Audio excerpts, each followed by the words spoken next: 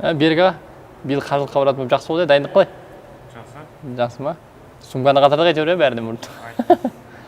Жақсы болды. Мен бірақ ойлап қоймын, масқара ғой мынау, мынандай сумка деген негізі. Ішінде қарасаң тағы бір сумка. Қымбат қой мынау, мына негізі Қазақстан вообще ақша керек емес қой негізі. Өздері алдында жігіттер айтып жүрді ғой, сауап үшін істеп жатырмыз деген сөз. Әшейін айтып жүрген шығар. Енді елдің бәрі айтады ғой деп ойлағанмын мен. Шынымен сауап үшін ғой деймін. Масқара ғой мынау. Өзің алмайсың ғой дейсің ғой мысалы. Осыған дейін өмір алмаппыз ғой. Көреміз бе не бар екен? Қара, мынау кімдікі? Мынау менің мамамдікі ғой, мынау мамамдікі. Мына жерде орамал бар, мынау мамамдікі ғой. Так, мынаған.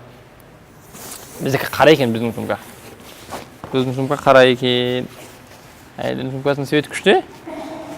Біздікі жігіттердікі қара енді. Не бар екен ішінде мынан?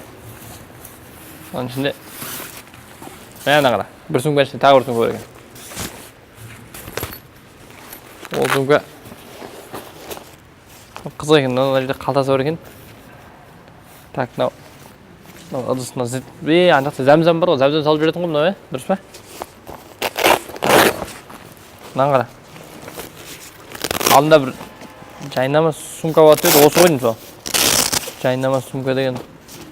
Мына қара, ұзын. Енді мына бір жағы жайнама, бір жағы матрас қой, мына кәдімгідей. Бізге керек нәрсе ғой мына таза. Кез келген жерге төсеп, шаршасаң жата қаласың ғой мына. Рахат екен. Мына жақ жастық болады, мына жақ дейді. Аяғын сылып жата қаласың ғой. Мықты екен, Бұны жинауды етсеңші қайттан. Примерно бүйтіп қойған, бірінші көріп қояйық қазір, денеміз. Уқты. Сол зонтик бар екен.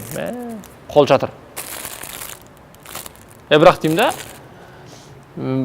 2-3 жыл қатарынан жаңбыр жаумайтын өзі. 2-3 жылда әзер дегенде жаңбыр жауатын елге ше, өмір ыстық қой жоқты мына зонтиктің не керегі бар деймін. Сен ехамды болған кезде басың күн өткен кезде көремін сол. Басыңа не ете алмайсың, сол кезде зонтик пайдасы. Айтпақшы Ихрамды бастан киюге болмайды екен. Сол кезде бастан күн өтеді дейсің ғой. Сол кезде түнесің дейсің ғой. Қазір десе бастан күн өткен адам сияқты әңгіме айтып отырық қой. Мына сумкада не бар екен? Мына сумканың сырты әдемі екен дегенмен. Бұл енді мамамдікі. Бұнда да зонтик бар екен. Енді әйел азамдардың да бастан күн өтеді ғой енді. Сондықтан олар да зонтик ұстап жүру керек. Мына сумкасы біздікі сияқты екен енді. Бұны бүйтіп ашып құртпай ақ қояды. Таза сияқты. Енді киімді көрейік, киімді. Не болса да.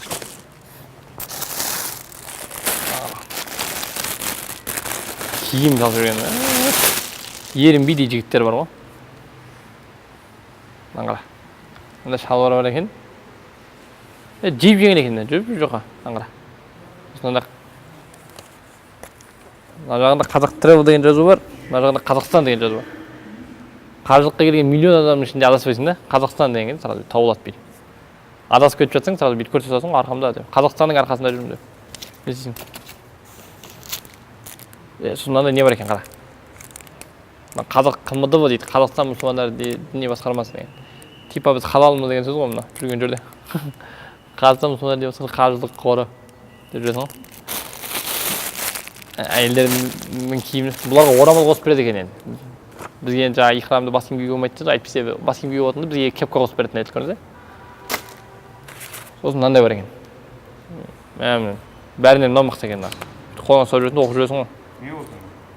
Кітап қой деймін мынау. Мына қара. Тауапты қалай жасайды, дұғалар.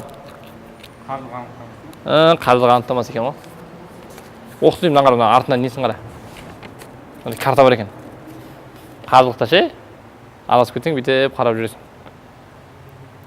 Қазақша ма, екі кітап па? Орысша, қазақша екеуі де бар ма? Сондай ғой деймін, мынау. Сондай ғой негізі. Біреу қазақша, біреу орысша түсіндір, орысша. Мына жерде әйтеуір бір Меккенің түбінде бір алтындардың көмілген жер жазылмаған екен деп қойсаң. Мықты екен. Дұрыс бірақ енді ақыры сауап үшін деп қаржылық ұйымдастырғаннан кейін осылай ұйымдастыру керек қой. Мықты жігіттер. Риза болдым мен Қазақ Travel'ге. Жақсы болды осы компанияға баратынбыз, Жалпы қаржылыққа баратынбыз жақсы болды. Мынаны бәрін шашып тастадық енді. Бұны жинау десеңші, көрген қызық қой енді. Жинаймын мынаның бәрін. Құрсын бәрін. Әйеліме айтайыншы, солай жинасын.